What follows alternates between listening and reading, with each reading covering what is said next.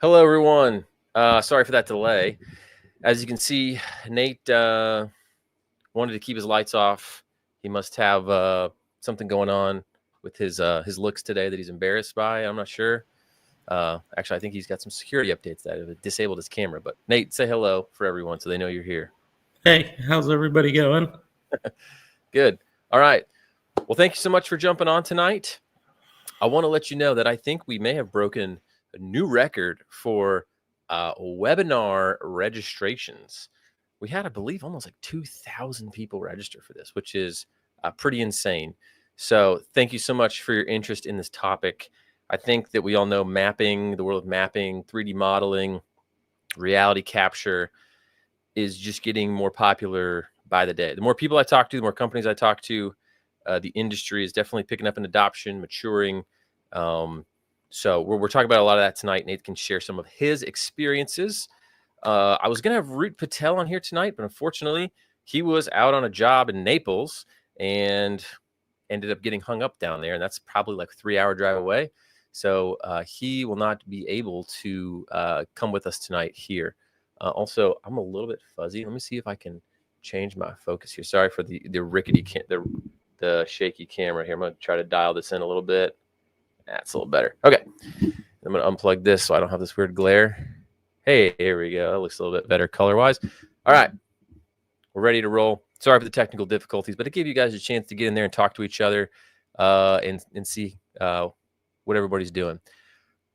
I'm going to pull up my screen. I've got one of these guys, little slideshow to keep us on track. So today's webinar training is leveling up your drone skills, creating high value maps and models. I'm curious in the chat. Let me know, have you guys ever done anything with mapping? Are you guys just checking it out? Like, oh, I've heard about mapping. I'm interested in it, so I wanted to learn. Or are you already doing things with drone maps, modeling, photogrammetry, things like that, and you're just looking to kind of take it up a notch? Let me know where you're at in the chat. Mapping right now. Nothing, not yet. Completely brand new, not yet. Checking it out, newbie. Okay. Company learning. So got some M4E in here, ready to learn, checking it out. Okay, so a lot of people on the newer side. We do have some that are more experienced with it, trying to break into it. Okay.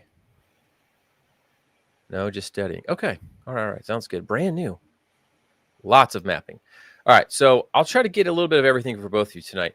So Nate is what I would consider more on the advanced side. He's done a lot. And today we'll be talking about, I'm going to say talking about more advanced things. I'm going to talk about the advanced use cases and some of the things that you will need to know if you want to really become a valuable person in this space, whether that's career-wise, full-time job, or that's as a service provider. And we'll get into it. So let me quickly introduce myself. If you're not familiar with me, we pitched this to people that were unfamiliar with Drone Launch Academy, and we sent it to our email list. So there's probably a collection of you. I'm also curious, how many of you know who I am or Nate is, Drone Launch Academy, if you're familiar, or if you like never heard of us and you just maybe saw an ad or something? Let me know how familiar you are, because that'll dictate. Well, I'm still going to introduce myself anyways, but I might not not belabor the point too much if you guys already know a little bit about us. No clue. Okay. I add YouTube. Okay, sweet. So okay, use 107 course. Great. Done a couple trainings, saw a few ads. Okay, so a mixture. That's fine. So about me. My name's David. I don't know why I put a picture of myself in there since I'm also standing in front of you on the camera. But I'm the founder and CEO of a company called Drone Launch Academy. It was started back in 2016 primarily as, well, we just first started with FAA Part 107 test prep. The course was, or the test was brand new at that time. I had an aviation background. I had become an FAA instructor. I was like in aviation formerly in my life, had gotten into accounting, and then sort of got back into the world of aviation through drones in 2015. So anyways, 2016 started it. Since then, we've grown to offer many, many courses. So we have courses in cinematography, roof inspection, photography, real estate media. But over the last I would say 3 or 4 years, we've leaned more heavily into the data applications with drones. So mapping, surveying, civil engineering, 3D reconstructions, because I see that as the largest commercial opportunity that's out there. There's always going to be opportunity for, media production folks and real estate media. I'm not saying you can't make money in those areas. You definitely can. But when I look at more of like a B2B, business to business, enterprise adoption, and where drones can maybe make the biggest changes, it's sort of in that space. So I've leaned into that in the last 5 years. I've had the fortune of being able to work with really, really smart people like Nate, who we still can't see, but I promise he's a great looking dude. He's got tons of experience as a survey manager at one of the largest construction and engineering firms in the world. I'll let him introduce himself in a sec. But I've even got somehow I don't know if you guys have heard of this company, Wingtra, but they sent me a lot of their equipment. They said, hey, can you test this out for us? Run it through some paces, maybe make a YouTube video going through it. So I got to spend about 2 months they gave me access to all their software, all their hardware. They shipped me like $60,000 worth of drone gear. I got to play with it and learn a lot of things, work with some great surveyors on that. They're posting our stuff. I got to work with them. Other companies that we've worked with is like Emlid and some other ones. So I've gotten a lot of exposure to really interesting hardware. I've been able to get my hands on a lot and work with some really, really smart people, through which I have learned a ton. So I teach about half of our drone mapping and modeling fundamentals course. But then when it comes to the really advanced stuff, I try to bring in people like Nate and some others that you're going to hear about here in a second to teach you kind of that next level stuff, because they're in the field doing it every day. But you can see that my background is more on the FAA side. So I'm an advanced ground instructor. Come on, pen. Does this one work? Here we go. I don't know. My pen doesn't want to work. That's okay. Well, we'll just leave it there. You can read it. Advanced ground instructor. I got my private pilot certificate and my remote pilot certificate. All right. So that's about me. We've had about, 50-something thousand students take some of our courses. A little bit about Drone Launch Academy, if you've never heard about Drone Launch Academy. So we're a commercial drone education company. That's everything from high school curriculum to continuing education courses for surveyors and engineers and everything in between. Been around for almost 10 years. Again, so like Duncan Parnell, they're one of the largest sellers of geospatial equipment. They've talked about us on LinkedIn. Spexy, another sort of imaging geospatial drone company. Emlid, they make some very popular receivers that are used a lot in the drone world. Unless you're like a diehard Trimble person, if I said Emlid, you might be like, but their receivers are getting objectively really good and they're easy to use. So we've worked with a lot of these companies. We have courses, podcasts, we do trainings like this. So if this is your first time, welcome to Drone Launch Academy. Okay. Now about Nate. Nate, do you want me to intro you, or do you want to intro yourself here? I can handle it, I think. Hit it. Don't be bashful. Awesome. My name is Nate Howard. So I'm a survey manager at Kiewit Construction. Got about 25 years of experience started out doing some land surveying, got into highway surveying, DOT, construction, mapping, ended up getting on with Kiewit and been doing that ever since. So I get involved in a lot of our projects with drone startup across the company for surveying, mapping, and a lot of other things, safety as well. Awesome. Nate's got tons and tons of experience using so many different, every type of survey gear you can imagine. And you have used a ton of drone platforms as well. And what I like about Nate is, he works for one of the largest construction engineering firms in the world and has helped them figure out how to integrate drones into their ecosystem and their projects. And he has a really good firsthand view as to how they're being used every day, the new use cases that are coming up for them, just how you can, how companies are using it right now. By the way, Carl, is this the same Carl that sent me a box from Hawaii of goodies? If so, I just want to thank you very much. This dude sent me like tons of treats from Hawaii. That was like the nicest thing ever. And they're all gone now because I crushed them. But thanks, Carl. All right. This is on YouTube Live. Yeah. So if this will stay up on YouTube afterwards. So if you have to bail, that's fine. Although we're going to do some goodies at the end. So if you do want to stick around for that, you can. All right. So that's Nate. Let's talk about what we're talking about tonight. All right. So we're going to talk about the adoption of drones in this world. Oh, no hand gestures. I hate it when it does that little thing where you have like your thumbs up and it starts putting like emojis on the screen. Sorry, it would give me a warning. All right. Number one, we're talking about adoption of drones. So how they're using construction, engineering, surveying in the mapping and modeling world. We're going to go through the 4-step process of creating a drone map or model. I mean, obviously we can't teach you every aspect of it tonight because there's like hours and hours and hours of learning, but we'll talk you through the steps and what to consider in each step. And then we're going to get into some specific skills that are needed. So I've seen, literally tens of thousands of drone pilots. We get feedback all the time. Which ones do well? Which ones are struggling? I talk to other instructors who hire drone pilots, people who hire them, and I ask them, like, what's the main reason why you don't work with someone? Either hire them onto your company or hire them as a service provider. Like, what's the missing skill, knowledge, attribute, piece, whatever it is?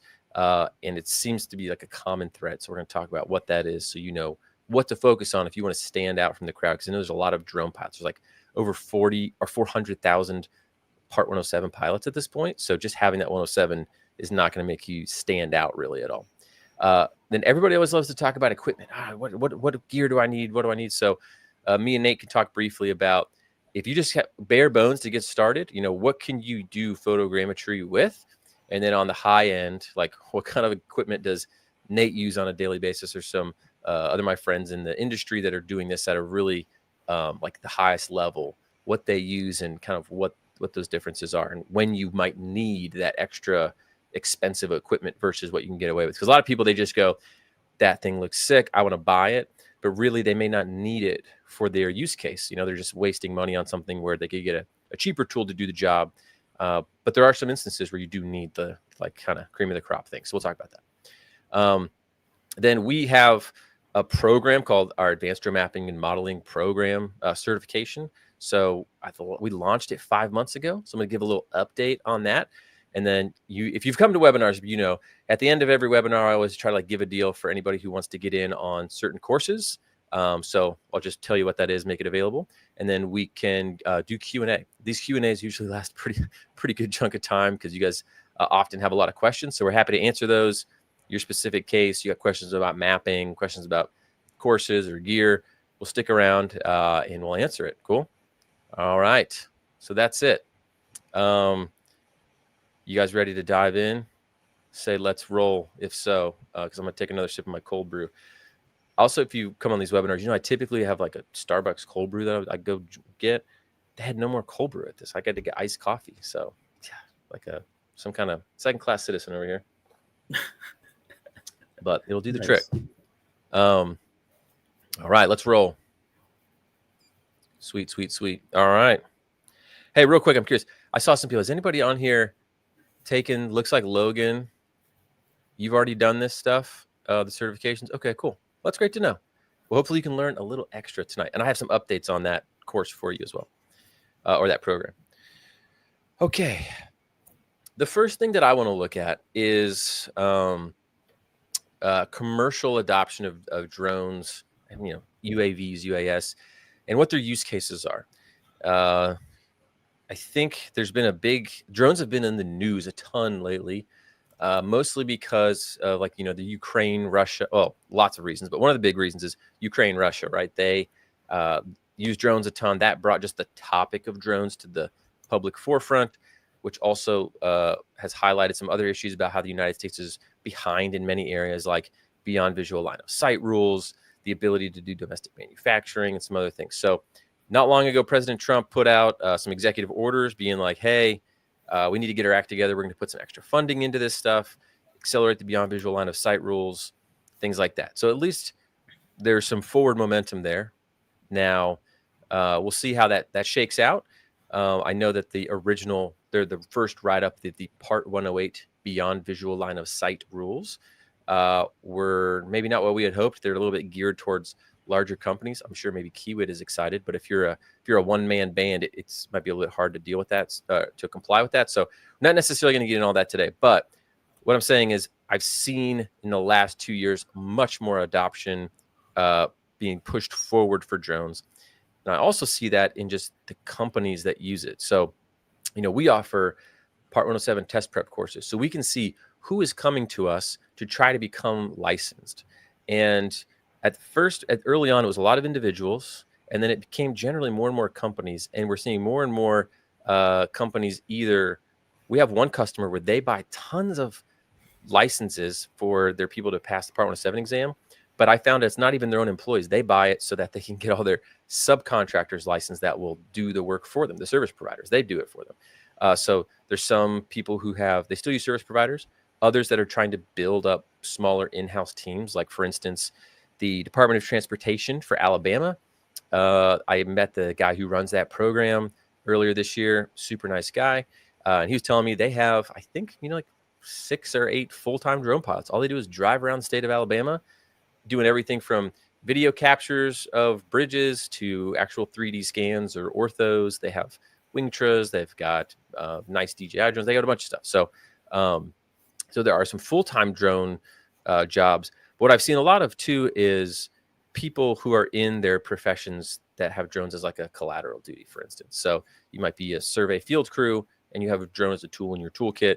You are police officer, maybe you do some search and rescue, and you are on maybe the drone team or the evidence response team, something like that. So combination of those, but I do see the drone teams being built up more and more than they ever were. So let's talk a little bit about, I surfed the internet earlier today, as they say, and try to find some stats for us, because it's easy for me to just kind of blabber on about, what the drone world is like right now. But my Apple Pencil is not, I guess maybe it's going to work here.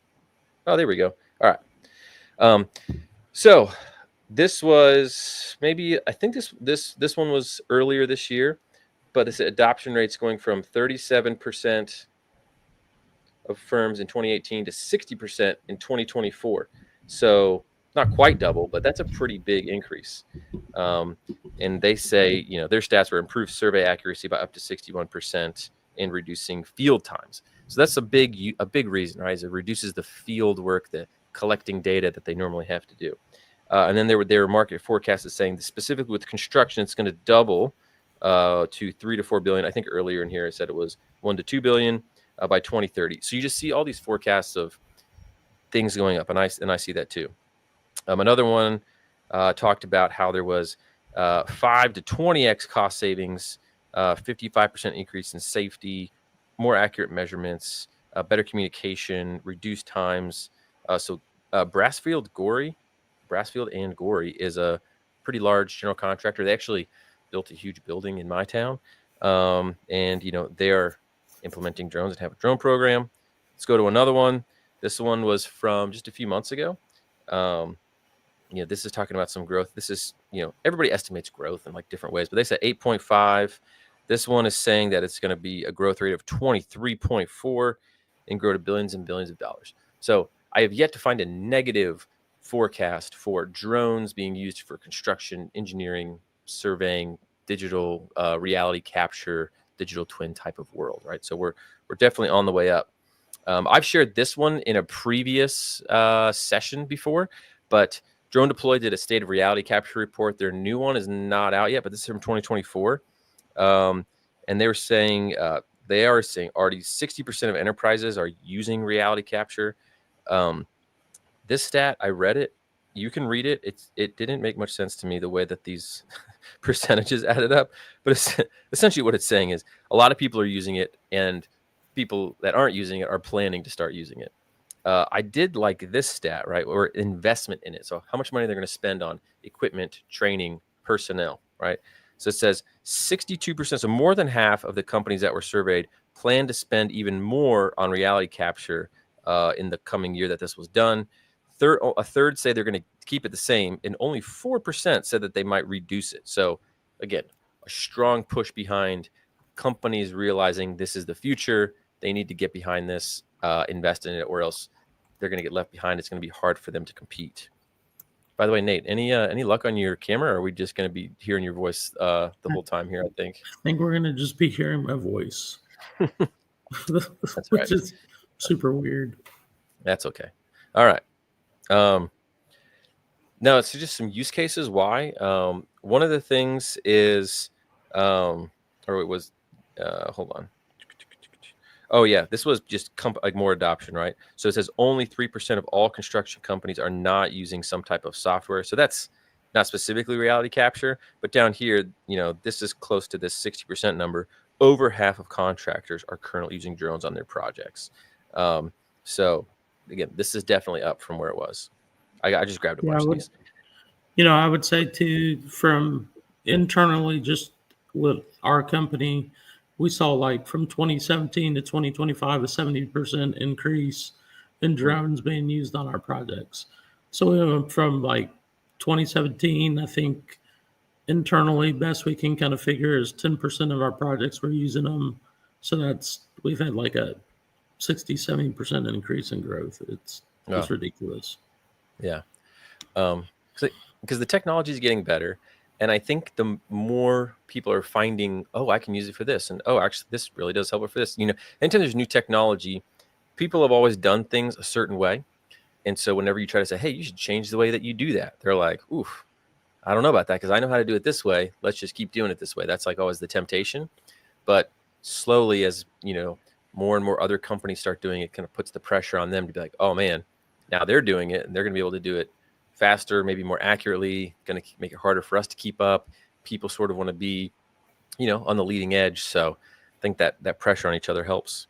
One more, this was from an article last year, but I just thought it was an interesting use case or a reason why people use drones. And I've seen this as a reason before, but rework. And Nate, I'm sure you're familiar with this maybe in your world of having to do rework. But rework is basically you do something, it's kind of maybe done incorrectly, and now you got to tear it up and redo it. But this was saying it can account for 30% of the total project cost. It's a global average being 5 to 10% of total project budget.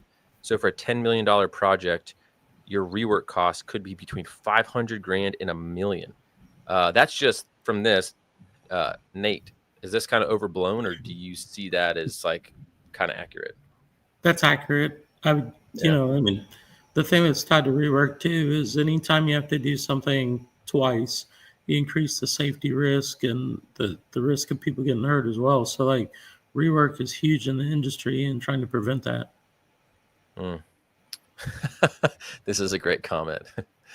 There's never enough time to do it right, but always plenty of time to do it over. Yeah. Exactly.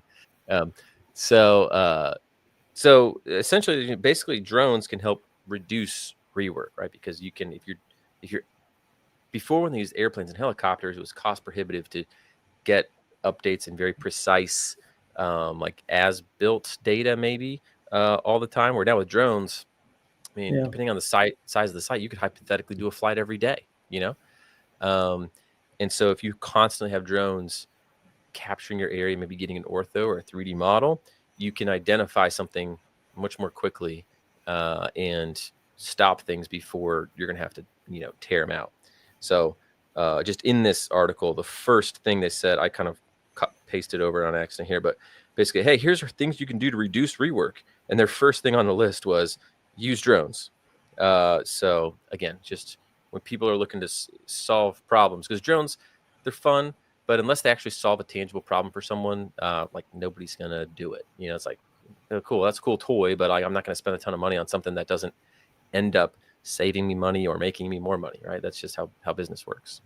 Yep. All right. So before I move on, so this is the sort of the process I was going to go over briefly in the steps of photogrammetry, because that's one of the things we promised. Like, hey, how do you actually get a good map and model? Nate, talk a little bit more about Kiewit and some of the projects they use drones for, and what types of use cases they use drones for. So I think I say this every time we talk, and I don't think we've really even scratched the surface on the use cases for drones. I mean, we started with when we started using them early on, we just want a picture, and then we decided to spend more than the $500 just running down to Best Buy, and we went and got a DJI Phantom 4, and then we started using that and saw the mapping and the uses for just dirt was everybody's first thought. Oh, we can use this for dirt quantities to be able to do a takeoff or a cut fill map, where it topos or essentially does a 3D surface map of the entire surface, compare it to our design engineer files, and then we could determine what our quantities were, if we were high or low in areas on a job site. So it kind of started from there, and then started to morph into like tying back into that article with the rework is now we've got a picture from yesterday that is geolocated in the right spot. You put your design over it and you go, holy smokes, that manhole's off. We need to go fix that before we build anything else into it. And so then it turned into like, hey, we need this 3D map so we can do these quantities, and we need to be able to see that picture as soon as possible, because we used it for planning, communication, with the public, with the owner. We have some projects, we've got vendors or partners that are in Japan and Italy.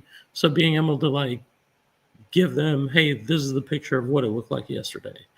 So that helps them with their planning and even their designing, which saves everybody money in the end. Yeah. Weren't you saying, you had texted me earlier, I was asking you questions like, hey, you got any updates on, how people the adoption's changing? What, you told me that percentage wise it went up, but give them an idea of scope of how many states that you are in charge of in terms of the survey control work for Kiewit, and how many of those jobs you actually utilize drones for. So right now, my group that I oversee, the South Central District, we're in Texas, Oklahoma, Louisiana, Arkansas, and Mississippi. So kind of roam around those 5 states.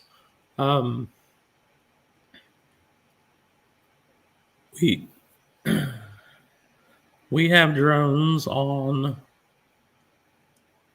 If we don't physically have a drone on the job site, it's because we're trading it with another project. Every drone is a museum that we're involved with. And it's actually interesting too, with like all the political stuff going on in that, and tariffs, and like you can't get a drone battery to save your life right now. A lot of the drones, when we're getting quotes, it's like, hey, we'll give you 1 battery now, the other 3 in 3 months. Is this a company that starts with an S? Yeah. Okay. I thought so. Okay, cool. But yeah, to try to meet some of the blue approved stuff. Yeah.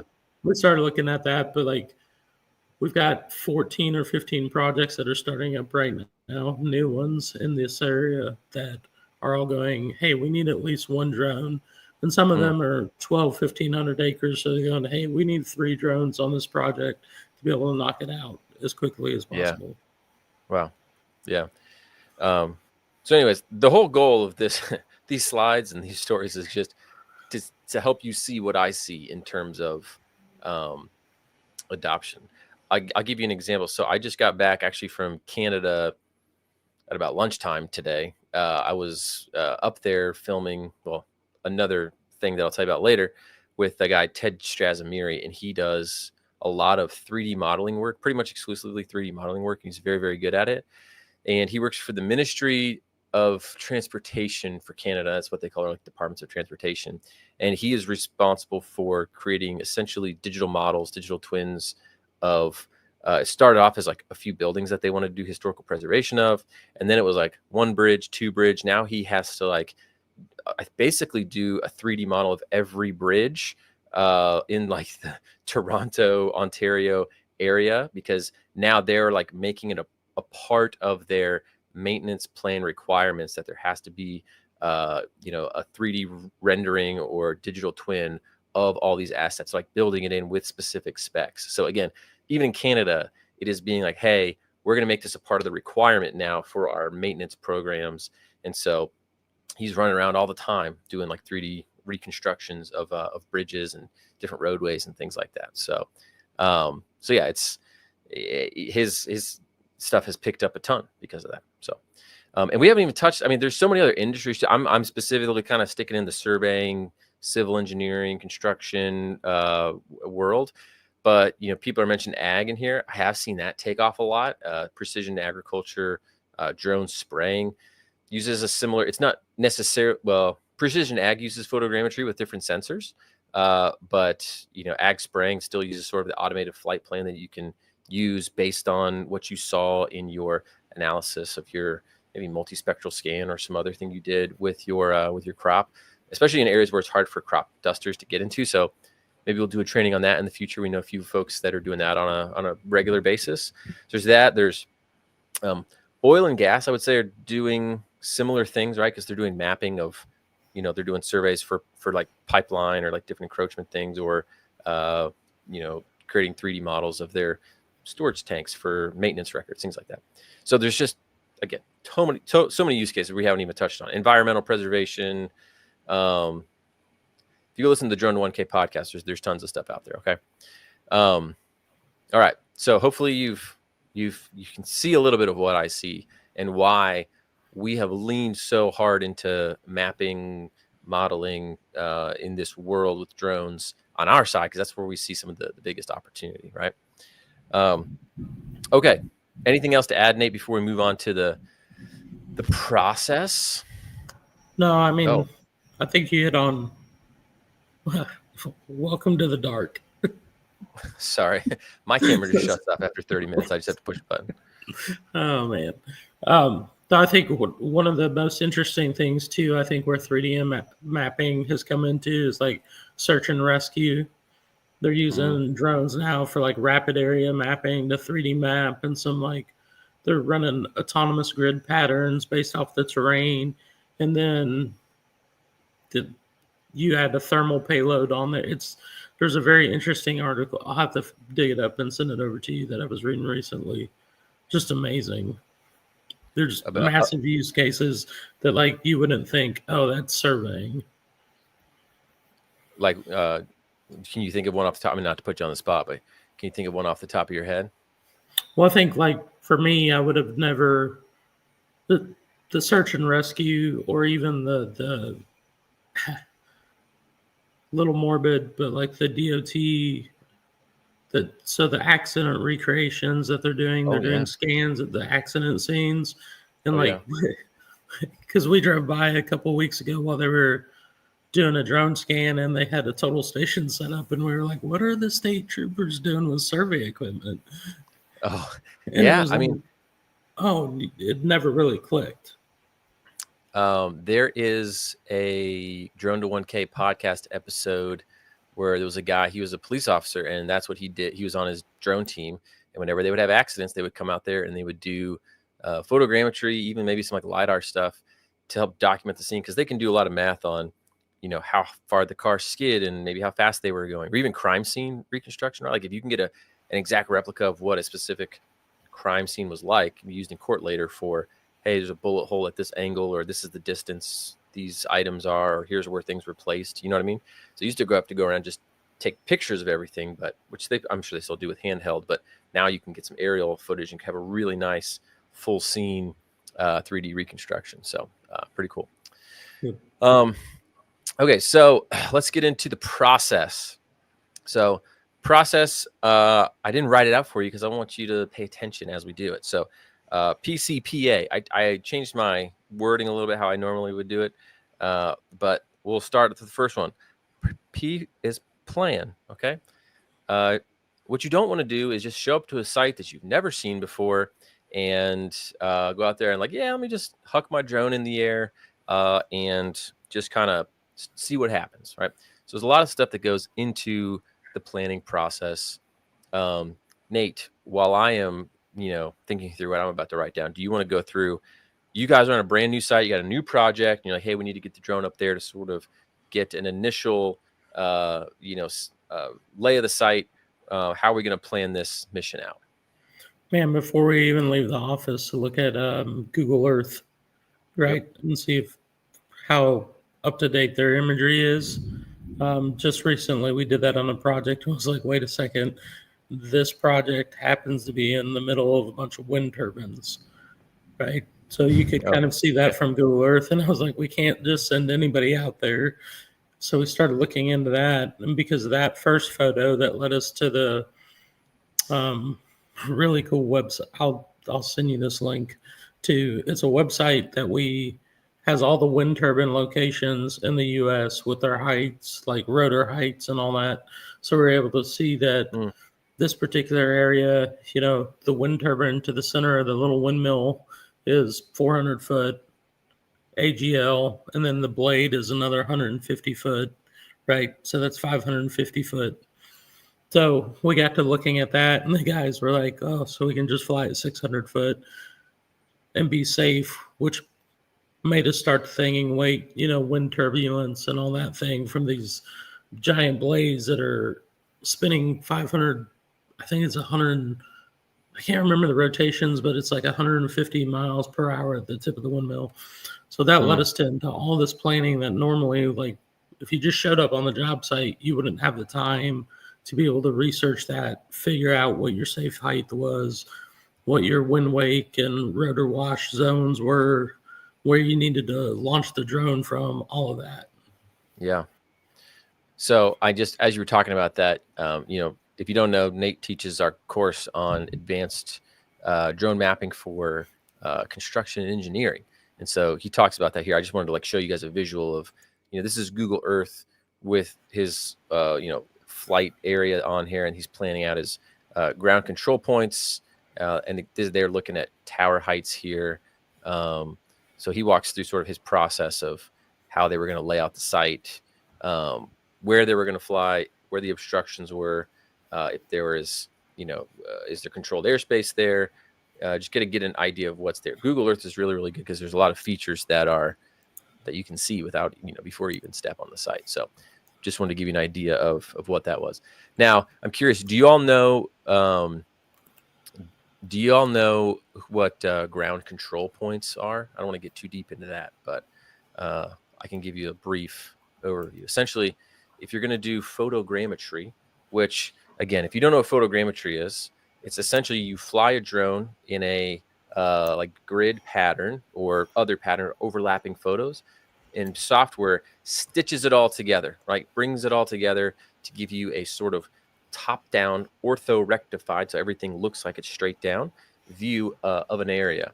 And typically that's used to see what's there, make measurements on, calculate how much dirt maybe needs to be dug out. And you overlay that on top of other sort of CAD files or design works that they say, hey, here's what the finished land needs to look like. What does the current land look like? And so they can take an orthomosaic image or some other type of output from what you're doing from photogrammetry, put it on top, and it can do sort of that math. And we can show you that in a minute.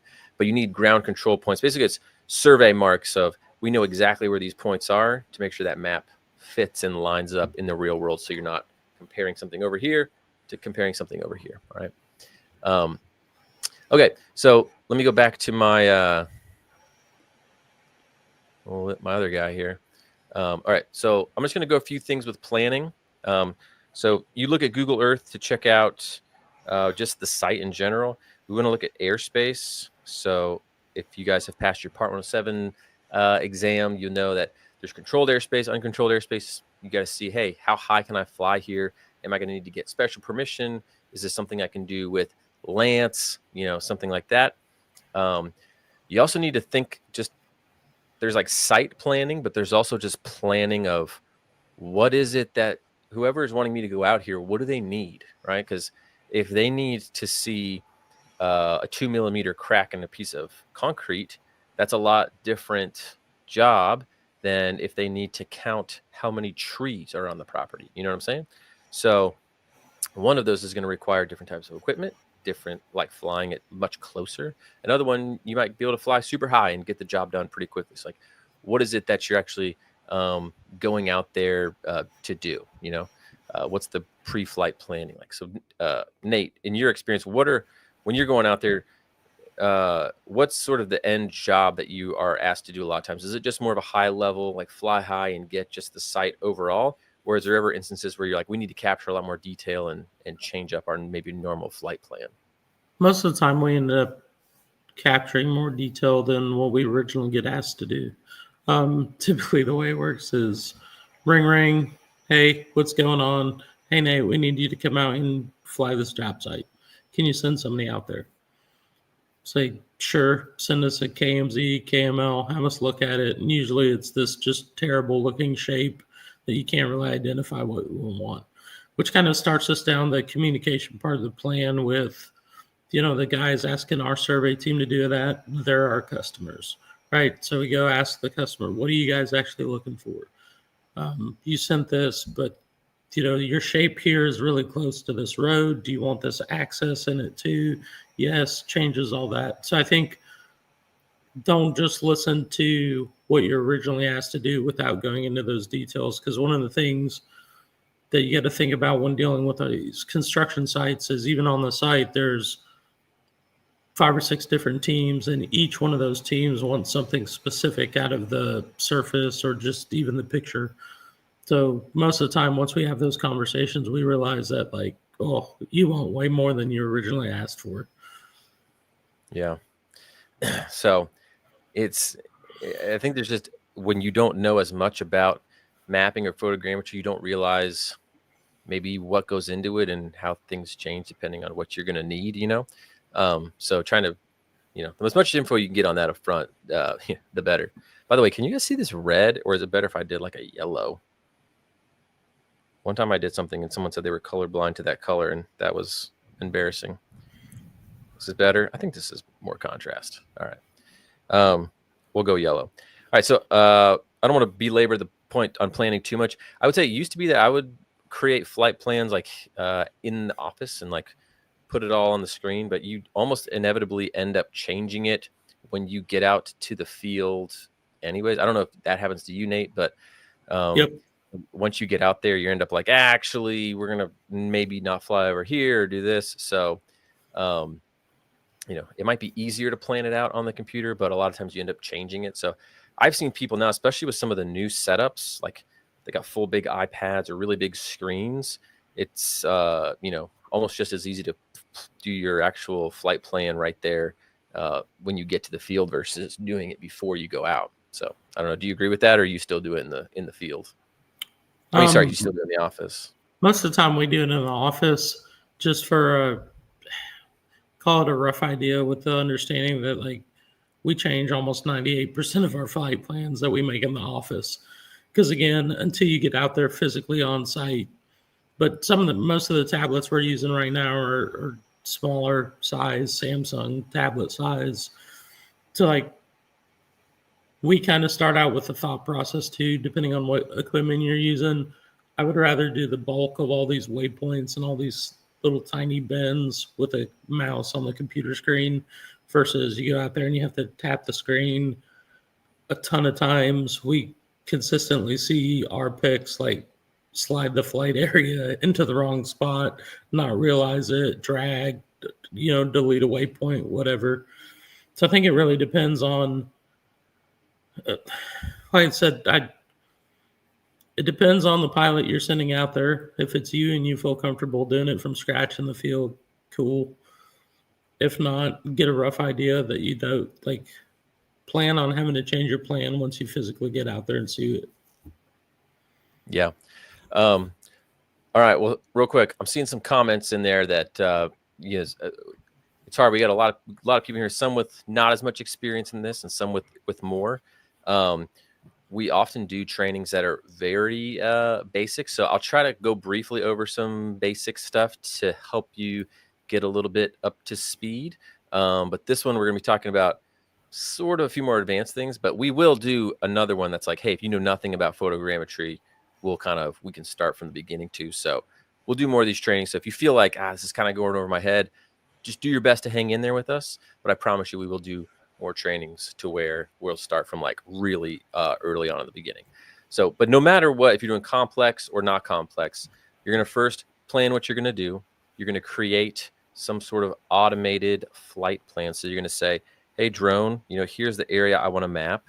A KMZ file is literally just a file you can throw into Google Earth or somewhere else. And it just gives you a boundary based on some coordinates. And it makes like a little shape like that.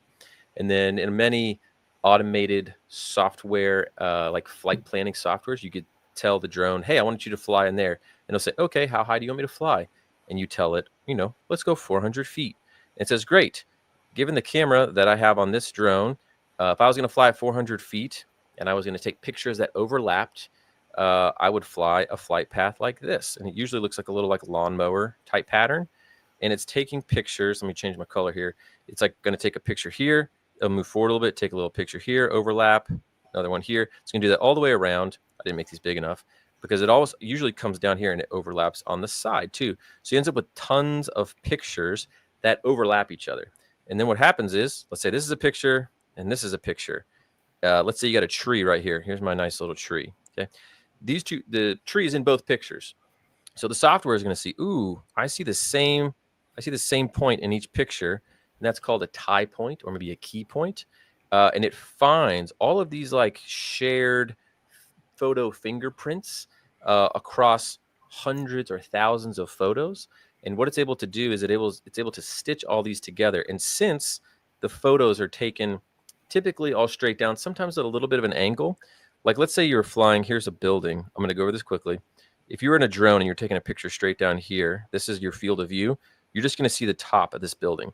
But let's say you take the drone over here, and here's your field of view, right? Now you're going to see a little bit of the side of this building. So even if you're looking straight down and the drone is moving, it's able to collect some information about sides and elevations, and a little bit of 3D information. So when it collects all of these points, what it ends up doing is once you put this into a software, it creates a representation of what was in the real world just by a bunch of dots typically, and that's called a point cloud. So if it was going to recreate this building we just flew over, it wouldn't just show a building, but you would see a bunch of points, be like, hey, we were able to see the same points in each of these pictures, and it looked like this and had this color. And so there just looks like all these little dots floating in space of rebuilding your image. And then the computer can either give you sort of a flattened map look straight down, or it could give you something where you then can take the information for the photographs. It basically will turn all these into little triangles too, called like a mesh. Okay, really, really tiny triangles that essentially looks like maybe like a video game 3D model if you're going for that. But it also, since it has this point cloud, it can tell like elevations, and then it uses the picture data to overlay all the colors and on it, so it looks very, almost like a real picture would, but just in 3D space, right? So that is the idea of photogrammetry and what you would do to use it for all these different applications that we're talking about. And so it gives you elevation data of the ground, gives you measurements of surfaces of buildings. It essentially captures what is in real life, puts it into a computer so that you can use it for analysis and calculations in a bunch of different ways, okay? That's just a really high level overview. And the process of taking all these images and putting them together is called photogrammetry. I always forget gram. Is it 2 M's? I think. Yeah, photogrammetry.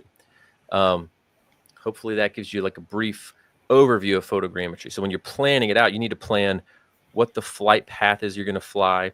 Obviously, the closer you fly to the ground, the more detail there's going to be in the images, which means that the more accurate you can get it because the pixels cover like a more finite area. Okay, so that's a high level overview. Sorry for kind of glossing over some of that stuff, but to try to get us on the same page, that's what we're talking about here. Okay, was that helpful at all for those in here who were a little bit like, hey, this is kind of go over my head? Does this make sense? Tell me yes or no. And while you do that, let's move on for the sake of time. Okay. All right, cool. Getting some yeses. And again, if not, we'll do some more where I can break it down in more simplified terms and show you some other things. Okay. All right. So the capture, I talked a little bit about that. But what you're going to do is once you have a flight plan, so you know where you're going to go, you set it up, Let me see if I can go back to like show you what a flight plan would look like. Share screen. We'll go back to Nate. We'll go back to your course here.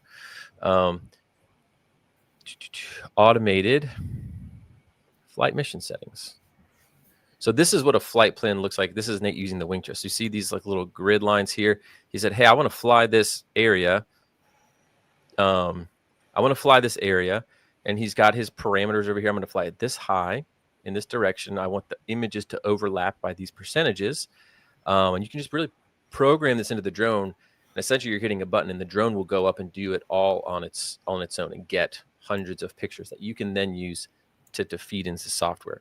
So in this capture stage, there's not a whole lot to do other than make sure the drone doesn't hit everything, and then make sure it's getting the images that you need. So you want to watch it. If you're doing just a straight down map where all the images are straight down and there's not a whole lot of things you're getting the sides of buildings, the camera will generally be in focus, but you're going to want to look at things like exposure, because it's really just taking those images and that's what's being used to feed into your thing. So if everything's really bright and blown out, that's what your map is going to look like. So but generally these camera settings are pretty good to where it can handle that, and it's done, comes out pretty well with the settings that they've done. But when you get into more complex stuff, you might have to start messing with that a little bit. Yep. Anything to add here on the data capture? No, I would say you're exactly right with the camera settings. Definitely double check them if it's your first time with the drone. And then once you find the right settings, don't adjust them. You're probably not going to have to mess with those unless you're trying to do photogrammetry and there's snow on the ground or ice. Yeah, because right, it has to get distinguishable. Has to get distinguishable features. So if you have everything looks the same, right, like snow or ice, why is it doing that? I'm trying to go yellow here. The software is not going to be able to say, not going to know where things are. Oh, and another thing that we just kind of glossed over, sorry. Every time your drone takes a photo, typically your drone has GPS in it. So when it takes that photo, it stamps some GPS position data in there, so it knows where that photo was taken. So it knows when you took a picture, it was, let's say this is your area. It knows that picture was here. And then if you fly forward 3 feet, it knows that next picture is here. And if you took no more pictures and you flew over here, it would know that this is picture here. So it can kind of line things up first, and then it can start looking for being able to match things up. All right.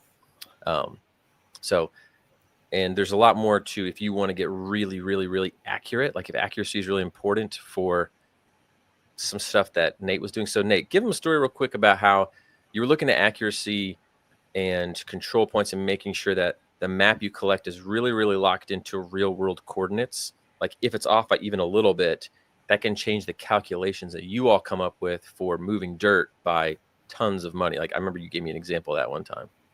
Yeah. So if you think about it, that control is what we use for that 3D surface. So essentially, if your control is off, your 3D surface is shifted in the world. So you're comparing what we're trying to build to the elevation of the wrong spot in the world, which absolutely changes the depth or shallowness of the dirt in that area.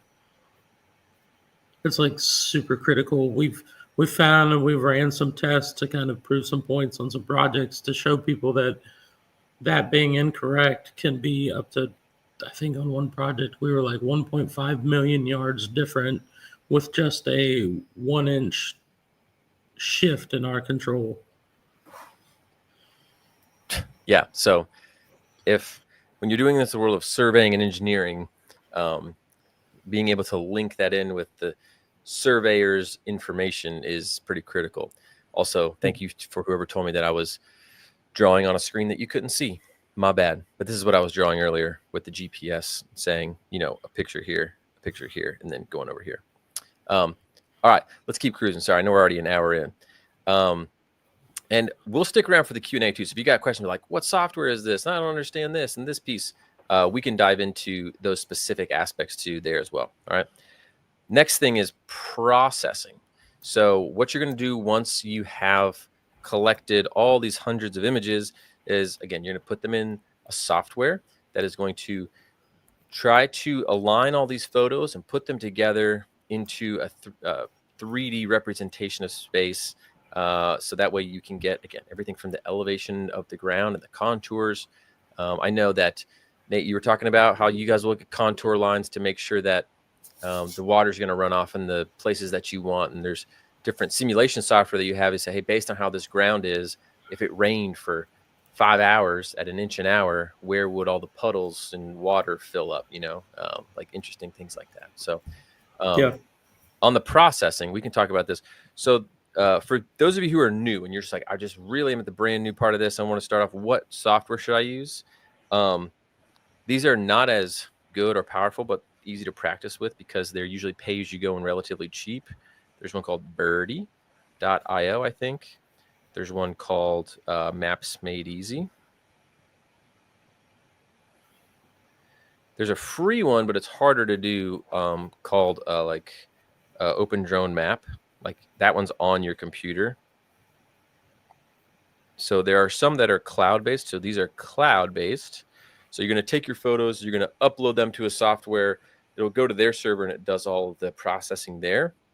But there's other ones that are on your machine. These give you much more control. If you're doing more advanced stuff, they give you, like, you can play with more of the options. You can mess with the accuracy. You can do all these things. Well, Open Drone Map, WebODM is like associated with them. It's like a different version, but yeah. On your machine. So this is things like Pix 4D. What's is the it Matic? Or Matic? Well, they have Pix 4D Matic. They have Pix 4D Mapper. I think they're phasing out Mapper. Pix 4D Survey. These are just like different kind of use cases for the same thing. WebODM is actually on over here. DJI Terra. So if you buy like an enterprise DJI drone, I think there's Metashape. Yep. Metashape. Metashape does a lot of 3D. That's what we use in our 3D modeling one too. Metashape. I would say Pix 4D is probably one of the more popular ones for just pure photogrammetry work. I know I'm definitely forgetting some. Zephyr. There's one called I think it's like 3D Zephyr. Okay. But if you were just getting started off, there is a cloud one. Oh, there's Pix 4D Cloud too over here. So Pix 4D Cloud, and Pix 4D is pretty strong. There's a Pix 4D Cloud like basic version, and I want to say it's roughly $50 a month. Okay. These are pay as you go. So like you buy a couple credits, so you can do like a small map for like a few dollars with like Birdie or Maps Made Easy. So if you're just Propeller. Oh yeah, well, sorry. I think Propeller. I heard they use Metashape in the background, anyways, but it's a different software on the front end. Propeller. So if you're like, I'm just getting started, what do I use? I would literally just go to like Maps Made Easy, or if you want to spend a little bit more money and practice with a nicer software, Pix 4D Cloud Basic, and that'll sort of can get you started in this world and learning it. But then once you're doing like real jobs, you're going to probably move over to some of these like Pix 4D Matic or Metashape, Propeller. Oh, Drone Deploy. My gosh. Oh, sorry. These are cloud-based. I'm really screwing this up here. Hold on. We'll go over here. Propeller is over here. Is a cloud-based one. Drone Deploy. But those are meant to be more like enterprise software. They're much more expensive, like $500 a month and up. But all these software applications are essentially doing the same thing. They're taking raw images that you've given it. They're looking at the GPS locations of those images and then the details within them, trying to line them up and then give you some one large output map of what it looks like. So that's the processing. So once you have that, it's like, cool, now I have a pretty picture, I have a model. What do I do with it?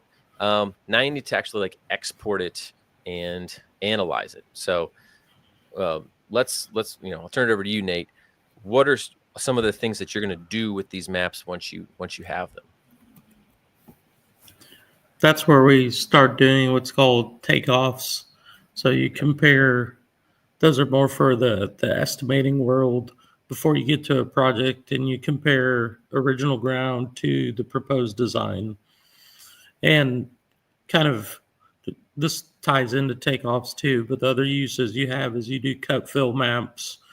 You do that during the project or during the estimate phase. Again, that's like when you compare your original ground from your drone to the proposed engineered design where we're going, you get like a red blue map.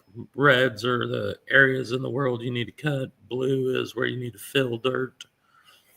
Um, I yeah, pulled it up here right so you guys there. can see it. So Perfect. maybe I can make this bigger. You guys see this? Okay. So this is in Propeller cut fill map. So he was showing we have the actual, hey, where is the dirt in the land now? And then the engineer who designed where things should go, how does that compare? And that can tell you, hey, how much dirt do we need to take out of this site or bring into it? And so you can get it in cubic yards over here, and it can show you where you're going to need to take your, machines and dig stuff out and move dirt too. And then your total difference, right? So Yep. that's a common use case there. All right. So we got takeoffs. I mean, don't you just have like generally like checking slopes too for different safety concerns? Yeah. So like most of your trenches and your slopes, call them safety slopes, have to meet OSHA criteria.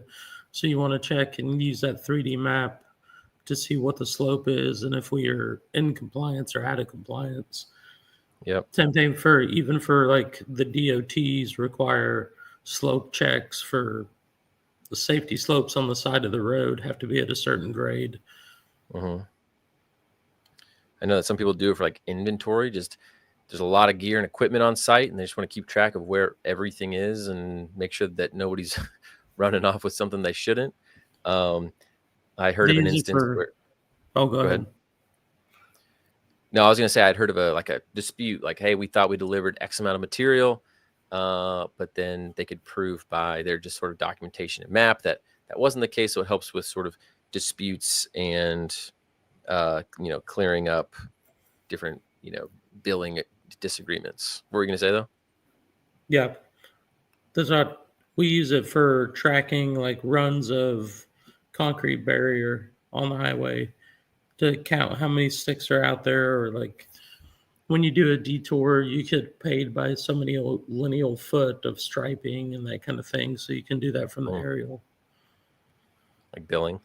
Oh yeah, even like moving dirt, right? Don't they like you get paid by the truckload or something, so you can estimate how much? I mean, we talked that's kind of like takeoffs, but like Yep. verifying billing, right? And I know that like sometimes someone said, "Oh, we moved X amount of dirt," and you can actually do the math and compare like one volume of dirt. Oh, that's not going to be a pile of dirt. You could do one volume of dirt one day, but then maybe the next week it looks like this. You can compare the previous volume to the current one, and take the difference and see how much dirt has been moved. Right? You can do that pretty easily. There's so many different ways to analyze it. One other thing I think is cool. Let me show them again. I keep going back to you since you're here, Nate. I keep showing them the stuff that you've done.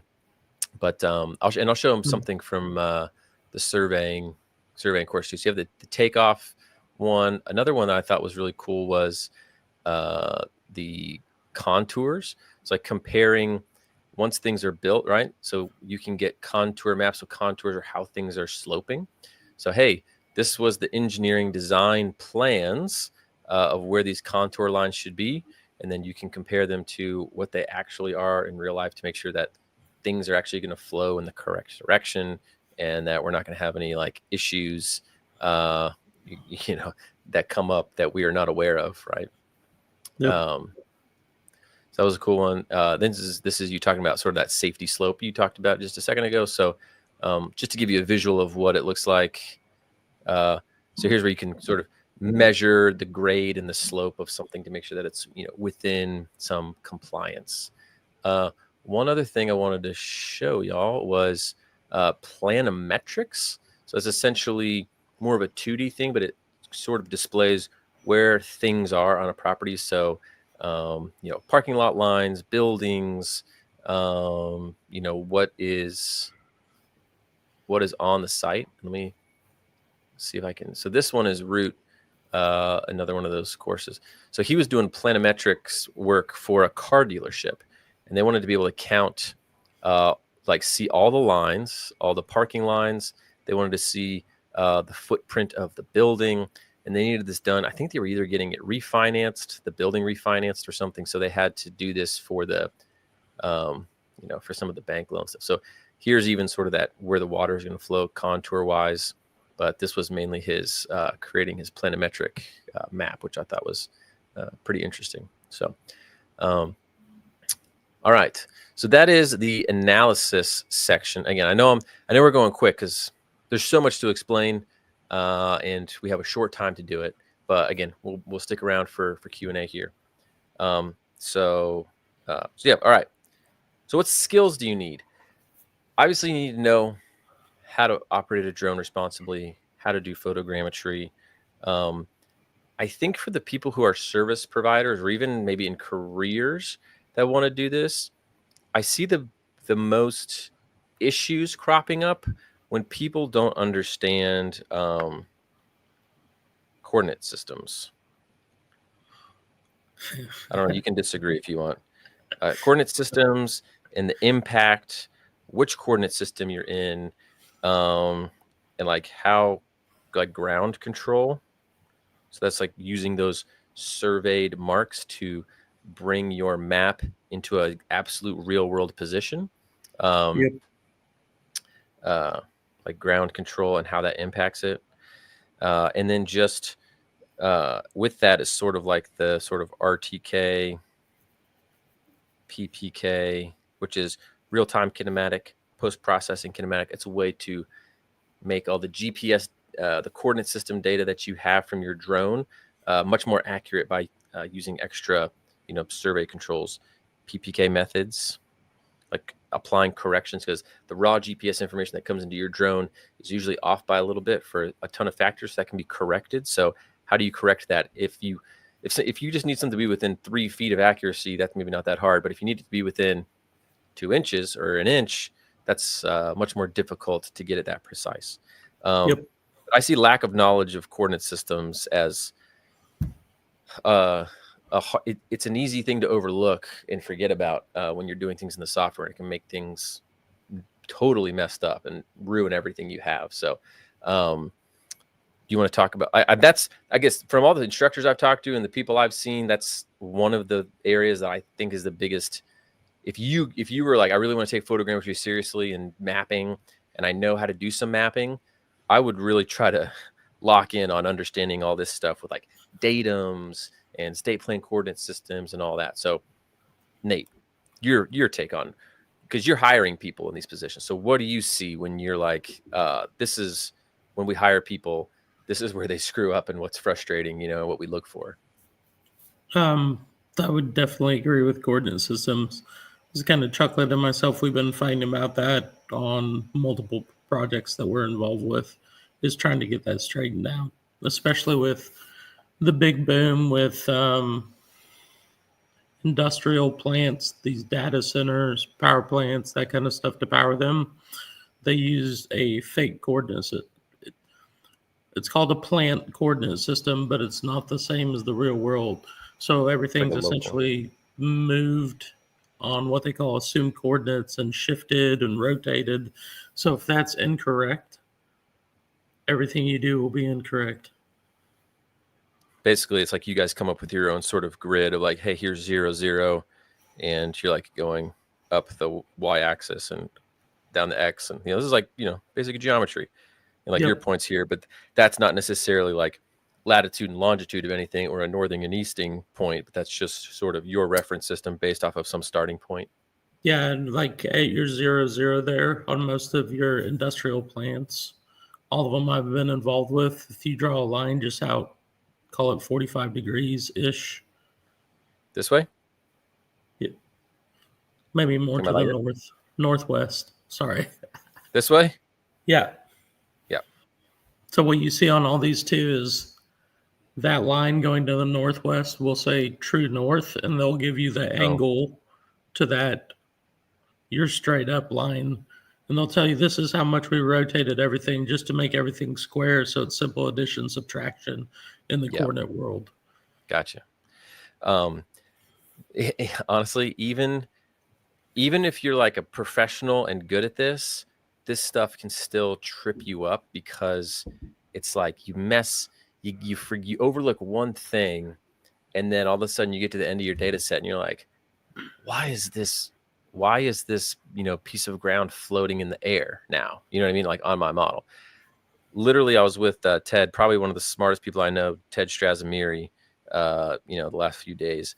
We were working on some other stuff, and he got to the end of his model, and we were looking, we had this bridge, and, let's say the bridge is here, and the ground is like over here. He had his GCPs, and they were just like, and this is me like looking at the side. This is like a 2D view, right? The GCPs were like floating in the air right here. And we're like, well, how did that happen? And we're racking our brains, and we realized it was like, he forgot to put a pole height measurement on the base station or something like that. And then it thought everything was up, so if you don't understand how all these different pieces with the GNSS receivers you're using and coordinate systems and all that, you're not going to have any idea how to troubleshoot it, and your value to the project will go down, because then you're going to go, hey boss, I don't know, this all looks off and I have no idea why, right? But if you're the guy who can come in and go, these are off. Oh, I know how this process works. Let me think back through what we could check to see if this is wrong. And then you can go, oh, we forgot to say that this was on a 2-meter pole. Let's adjust that. And then boom, then everything kind of comes back into alignment. So, having that understanding will make you so much more valuable. Or even like, I know an example we had was the ground to grid stuff, right? Yeah. I remember you telling me about that one time where Scale somebody factor. flipped a scale. Yeah. Somebody accidentally did not apply something called a scale factor. Too much to get into today. But it put the map of like where the parking lot was supposed to be on like the other side of the street. And so when you load it up, you're like, Yeah. something is clearly wrong in this software. How do I even know where to begin? So anyways, so we got coordinate systems, ground control, you can say ground control / survey control. And I'm not expecting you guys to be surveyors, right? But you're going to be working often with the data that comes from surveyors. And if they say, hey, here's the control file, and you're like, I don't know what this is or what to do with it, right? Now you're less useful. So if you want to make yourself useful, you got to know about this stuff, even if you are not going to become like a licensed land surveyor. You're going to be probably working with them closely, or other, field crews, things like that. Nate, what other skills? I mean, obviously these are just like technical knowledge skills, but if someone came to you and said, hey, Nate, man, I want to be in the engineering world and I want to do drones and data, what should I focus on? Like, what's the main thing I need to look at? I'm not trying to be a negative Nancy here, but like something always goes wrong. So like problem solving skills. We see you're going to go out there with a plan, with a drone, usually in the middle of nowhere.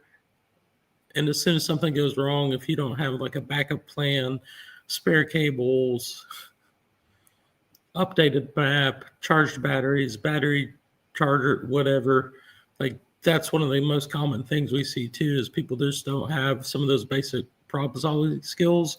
And we'll have people drive 3 hours, run into a problem, have to drive 3 hours back and have somebody else do it. So like, yeah, part of the planning, I don't go anywhere more than an hour away without a backup or a double of everything, because I'm just not my time is too precious. But I think the other thing is being able to communicate with the surveyors and the people on the job site. Because again, to David's point, you don't have to be a surveyor, but you need to be able to communicate with those guys, because really their control is going to determine how good of a final deliverable you have. Yes. I think what you're saying is so true. Honestly, anything where you need equipment, I'll just say this. even though drone technology and software this stuff's been around and been developed for a long time, stuff still glitches out. It freezes. You go to start up your drone, and then now you need a firmware update, or like you get out there and you forget your SD card's full. Like there's just so many things that That happened that can this week. really, yeah. Mid LiDAR so flight. so it's just like being prepared, right? Like thinking, all right, have I fully thought through everything I need to get and do? And that's where, like, when you have a job, the types of jobs that you do on a regular basis, like having checklists, right? Like, don't rely on your brain. Your brain was meant to get ideas, not to store checklists, right? That's you can write that stuff down. So if you have a process that you normally follow, just check. I go through and I make sure, all right, do I have SD cards? Are my batteries charged up? Do I have like another power source? Is the controller charged? Sometimes you charge up all your drone batteries and you get out there, the controller's dead, or, do I have I'm using and this is a little complicated, like, hey, I've got my base station. Am I going to be able to connect to like an N-trip network or a correction network? Hey, how far is that baseline going to be from wherever my correction source, just understanding, bringing this knowledge, and then applying the problem solving skills. So, okay. Those are the skills. Sorry guys, I know we're going long here. Okay. We're going to get into Q&A. I do want to tell you about real quick. So our advanced drone mapping and modeling program, I know some of you in here have taken it, but anytime we do a webinar like this, I like to give the opportunity for other people to get in on it. So let me briefly, I'm just going to show you 2 or 3 minutes what's inside of it. Okay. So, and then we'll do Q&A. I'm going to go share my screen. I'm going to start off with I saw a couple people in here fanboying on Dave Doyle, and he is great. So Dave Doyle was the former chief geodetic surveyor for the United States. That may not mean much to you, but the stuff we're talking about with like state plane coordinate systems and datums and reference frames, like in the 80s and 90s, he's the guy who helped like create and invent those. And it is essentially the standard framework that all surveyors and engineers and everything use to figure out where stuff is on the earth and making sure that they're doing things in the right place and making sure all of our data lines up. I don't know how in the world he agreed to do this with us, but he agreed to teach a course, Geodesy for drone surveying. So Geodesy is essentially the study of all of those things, right? Where you are in the world. So he teaches a whole course on this specifically for drone pilots and what you're going to need to understand. So, basically, hey, here's how it was designed. It was essentially designed before GPS was there, but now we have GPS, how that changes. There's going to be things that you need. Like, so if you're looking at a GPS receiver, or if you get data from a surveyor, that's going to give you a height. You might just think about a height in terms of, oh yeah, what's the altitude? That's just your mean sea level, but that's not what they talk about. There's things, ellipsoidal height, geoid height, orthometric height, and you need to understand what those mean, right? So Dave explains what that is, how that works, and what that is. And then he talks about geodetic models and datums. So when your drone is taking images and you go to load something into a photogrammetry software, you're going to see something that probably says like WGS 84. And you're like, what in the world is that? So Dave explains what that is. Essentially, it's like the latitude, longitude system. But the problem is most surveyors and engineers and all those, they don't work in those coordinates. You don't really work in latitude, longitude. You work in state plane coordinate systems because it's easier for them to do. So he talks about that and talks about how we get there. So we go to state plane coordinate systems and what those are and how that works. And I fill in a few gaps here. I think I actually did record this video for Dave. But then, going from sort of the global version of things to those state plane coordinate systems, essentially you're moving to a flat map. So Dave explains that. Geodetic control networks. Again, these are the more advanced courses. So we have a basic course. If you don't know anything about photogrammetry, you shouldn't take any of this yet, right? And I'll talk about this in a second. But essentially, there are some marks around the country that they have done a lot of data on to say, we know that this is a really good exact position and that you can use that to validate the accuracy of your equipment. And then you can use that to make sure that all of the information you're using on your site is accurate. So he talks about all the different control networks and how you actually go through those and find out what those things are. And you'll see these reports, and this just looks like a bunch of gobbledygook. So he explains what this is and how to use it, right? So this is the fundamental foundations of that sort of knowledge we talked about on coordinate systems, what you'd need to use, right? So from there, the next thing you need to know, and we have another course on it, is GNSS positioning and survey control. So this is when you're going out to a site, taking that geodesy knowledge and applying it in the real world. So how to actually go out there and use a survey control, like GNSS receivers, to go get those precise coordinates of areas in your. So this is Chris Breedlove. Let's see if we can do some field work. So this is like getting our stuff. So how do you actually go out there, lay out these targets, and then shoot? It's like shooting your points, basically getting those exact coordinates for these points that you're going to later then feed into your model to make sure that your stuff is really accurate and actually can be used with surveyors and engineers. Otherwise, if you just did a map and had none of this work in there and you handed it to them, it's going to be worthless. We did one without all this equipment, and the map was off by 200 feet vertically. So it would tell that if they were trying to figure out how much to dig, they would end up digging 200 feet into the ground over the whole area. And they would, someone would be obviously like, this is not right. So it's how that works. There's so many different methodologies to do with between PPK, RTK. You can get some data files called Rhinex files and Opus. Again, this is a little bit more complex, and we talk through quality reports. So how you assess the accuracy of when you do have a drone report and you're talking to a surveyor, you can speak in a common language to say, hey, here's how I know the accuracy of the information we came up with. So this is sort of the foundations of accuracy, making sure that your drone models are in the right place, understanding sort of the surveyor engineer language and world. And then we have advanced drone mapping for construction and engineering. So that's taught by Nate. So he goes through a project that he had been working on where they're developing this site and what they're doing with the drones to help get the data for moving dirt and all that stuff. So he recaps some of what you've learned about geodesy and survey control and all that, and then applies it to sort of this real world project that he's doing. And we work through it together. So he's like, hey, I'm actually going to do the project. So we go through and we find the right state plane coordinate system. We plan the flight. We actually go out there and, he's out there setting up GCP targets and talking about what he's doing in the field. Then does all of his actual data process. And we do different scenarios to see what that looks like in different instances of the types of things you're processing. This is you just explaining the different processing we're going to do. And finally, we get our final deliverables. So he walks through, there's these, where do you talk about? Oh yeah, here's our example. So he talks about engineering design plans. So like, hey, if you are hired to go out there and help with this, you're going to get these plans. What in the world does all this mean? Where do you need to look on these plans?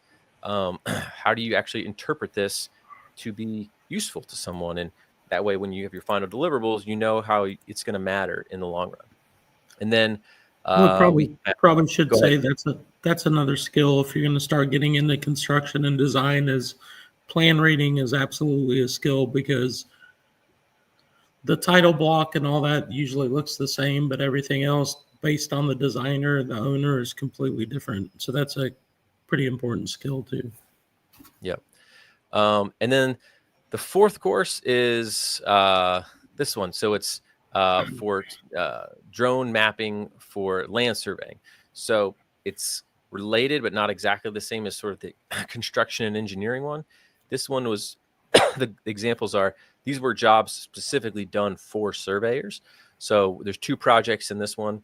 One was a golf course. So they needed to get contours of a golf course. And so we actually do this one in Pix4D Mapper and Pix4D Survey. And we actually get an entire map of a golf course, and that was delivered to the survey firm that they were hired for. And again, a car dealership, planimetrics one. So typical jobs that surveyors are hired for. If that surveyor is not, adept at photogrammetry and drones, they might work with someone like Rut, and he can help them do the photogrammetry process and work in conjunction with their team. And then the last one which is coming soon, is advanced 3D modeling and digital twins. And that's more on like reconstructing buildings and doing bridge inspections and things like that. And that will be out pretty soon. So these are like our advanced courses. So they are expensive. So if you're just beginning, this is probably not for you. But if you're like, hey, I want to work with surveyors, engineers, do these higher paying jobs, they do pay well because there's less people who know how to do them. So either you can use it for getting just like a job in the real world, like if you want to like work with Nate and be an asset on a team like that and move up in your career, or if you want to be a service provider. Rut couldn't be here, but he told me he got hired by an engineering firm to help them do a river survey, and he got paid like $8,000 for it. And it was probably 2 weeks worth of work, like a couple of days of field work and a few days in the office. He gets paid very well to do these jobs because right now they get all these other bids from traditional survey firms who are using like hand by hand shooting points, and it takes them forever. So he can just partner up with a few people who can do the survey control. He does the photogrammetry, and he can like make good money doing this stuff, right? And so we'll have Rut on here another time. But so we have this advanced drone mapping and modeling program. Basically, if you go through these courses, there's final exams in there. If you pass your final exam with an 80 or more, you get a certificate. So if you complete all 5 courses, you get the nice master sort of certificate. And I already walked through each one of these 5 courses. These actually qualify for, if you're an engineer or surveyor, depending on the state, they qualify for PDH or professional development hours. So you can get your about 2 years worth of continuing education credits out of the way by taking these courses. So this is Dave Doyle. He teaches geodesy, right? This is Chris Breedlove. He teaches the GNSS and survey control course. This is Nate, who you've been seeing here. You already know about him. This is Rut, who wasn't able to be with us, but he's been there for over a decade, worked in like every aspect. Right now, he's working with survey firms to help them stand up their own internal drone program. So he's like working with them for a year, helping them learn it, get up to speed, so eventually try to hand it off to them. And then this is Ted Strazimiri, honestly the smartest person I've ever met in my life when it comes to 3D reconstruction and digital twins. He's worked with huge companies. He's consulted with basically every drone. I don't know if he wants me to like say the names or whatever, but any drone manufacturer you've heard of, he's probably does like quality assurance testing for them and tests out their equipment and accuracy and all that stuff. He's beyond genius smart. So that course will be coming out. We just finished filming literally last night at 1:00 in the morning, which is why I flew back today. So as soon as we can get that edited and cleaned up and finished, that one will be released. All right. So altogether, there's about 30 hours of continuing education for surveyors and engineers, unless you're in these, 10 states. These require we have to get like registered with those states, which we're working on it. All right. So just going to warn you, these are expensive because these are more like for corporations and like larger business people who are doing this at an enterprise level. But it's the most advanced thing we have, and it's because you can make the most money with it. And you really can't find this information out there that I've seen in this way with these types of instructors. So these are the normal prices of the courses. So about $400 for the geodesy course, $400 for the survey control, and then $800 for each of the other, really advanced courses for land surveying and construction engineering. But for tonight, if you guys want to get it, we're doing till midnight. Okay. We like to always just do like big discounts for only people that are on the webinar, and then it just goes back up to the normal price for people online. The code is Canada, since I just came from there last night. Canada 25, since it's 2025. If you go to mappingdeal.com, it will lead you straight to the checkout page for this. Okay. So if you want, just write that down somewhere. It's because it's good till midnight, and you have lifetime access to this stuff. So you can have it forever. Any updates we make, you'll have it. Okay. Now, with that said, I know there's a lot of people on here who are also like rookies, and I say not in a bad way, but you're new to this. So we have another course, drone mapping and modeling fundamentals. If you want to go all the way with this, you can. When you go to check out with this, it'll give you an offer for like half off. of the drone mapping and modeling fundamentals course, which teaches you literally from scratch what is drone photogrammetry. And we do really basic stuff, teaching you how it works. You develop really simple maps and models with inexpensive drones and the sort of like lower end processing software, kind of getting into it that way. So that's the same promo code, Canada25, and it'll get you half off of that course. If you just go to our website, search for, I don't have like a nice link for you right now, but so our drone mapping and modeling fundamentals course is normally $400, so you can get it for half off. So it'll be $199. I don't know, it's like $399, so it's $199.50 or something. That's the drone mapping and modeling fundamentals course. You can use the same code on that to get this. I just had Audrey add it while we were on the call, since everybody said like, I'm new to this. So if you want to just start with the new stuff, you can do that. The drone mapping and modeling. All right. Okay. So that's the deal. If you want it, there's other people. I think you've seen them in the comments here. They said, hey, I've done it. It's great. The whole goal of this is to get you jobs that pay well. Because again, if you can do this right, like I said, Rut made $8,000 on one job. Now, I'm not telling you you're going to do that. Rut's very experienced, but this is the information he knows to be able to land jobs like that. Surveyors, there's a shortage of surveyors, and so they make a lot of money and they bill a lot of money. Rut showed me from a surveyor one time, they're like bill, like how they did their quote. I can't remember how many acres it was, but for like a topographic map and like, I think maybe even a boundary survey with it, or maybe not, it was like 80 grand for this commercial development that they were going to do. So these survey companies are getting 80 grand. And so for them to be like, oh, I can cut my field work time down by 75% if I hire a drone pilot for a few $1,000s, that is worth it for them in a lot of instances. But the problem is these companies have drone pilots coming to them all the time saying, hey, I can help you. I know how to do drone stuff. But they don't know this piece of it, right? They don't know this stuff. And so they talk to them, they get some sample data, and they're like, this isn't accurate at all. And they're like, and they're like, yeah, that's not going to work. So if you might have to be like, hey, no, I know how to make it accurate. And you can actually go check it with your own gear against my models to validate that it is accurate. Like, we're teaching you how to do it to where you can really, really, really get it accurate enough to work with surveyors and engineers. Now, quick caveat. Drones can only ever be so accurate. They can be accurate within a few centimeters. There are certain applications in the world of engineering where that is not an acceptable range, right? Like, Nate, if you're putting two bridge decks together, you can't really be off by 2 centimeters, right? Yeah. What are the instances where you're like, that's just not going to cut it? Anything with the dam. We're actually working on some dam projects right now, and the gates, the way they have to seal. We are doing scanning, but we're having to use terrestrial scanners, which just means something set up on a tripod that doesn't move.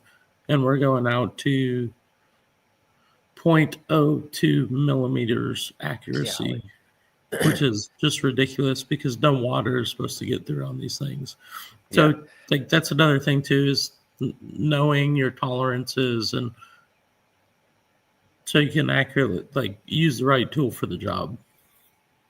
Yeah.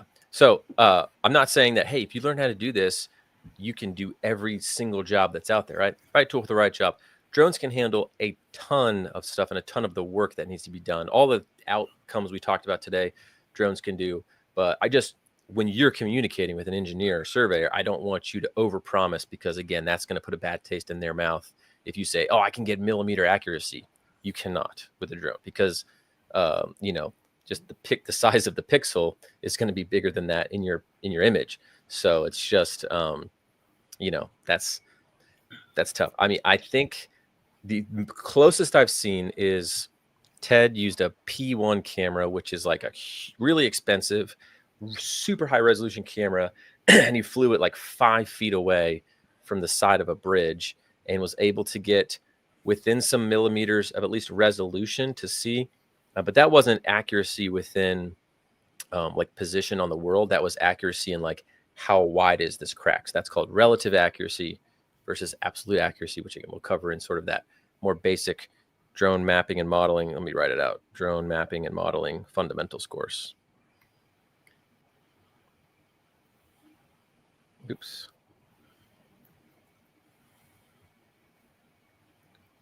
Fundamentals. Okay. Sorry, I know we're going long, but I just wanted to explain that and just give you some pointers for if you want to do this seriously, how to think about it and approach it. Okay. Oh yeah, I want to show you. So once you get these certificates, they kind of look like this. They got your name on them. People can scan QR codes and validate that you actually have them. It automatically can get posted to your LinkedIn and stuff. So last time I checked, we had actually 100 people that have gotten certifications from our advanced drone mapping and modeling certification course, which I think is pretty good. We only had it out for 5 months. And so I literally just searched Drone Launch Academy on LinkedIn and found people who had gotten it. Had never seen these people before, so I thought it was cool. So, like here's just some people. So this guy's a GIS, so works in GIS in Woburn, and he got his advanced drone mapping and modeling. This one was for construction engineering. So this was your course, Nate. This guy just started his mapping and modeling course. This is another construction engineering one, Nate. This was the GNSS positioning and survey control. So you get one of these certificates for each of the courses, and then you get sort of that master certificate, when you get all 5 of them. And the 5th one will be out soon. All right, so that's it. I already gave you the link and the code up there. So I'll just leave this here so you have it, but let's do some Q&A. Let's see. What question? I know you guys got questions. We were going to talk about equipment too. We got about 20 minutes for Q&A. Nate, are you okay sticking for 20 minutes or you need to bail? Yeah, I'm good. I think one of the things I saw early on talking about equipment was the mechanical shutter versus the electronic shutter. So that's a big thing in photogrammetry. So most of the DJI Wingtra, they have mechanical shutters.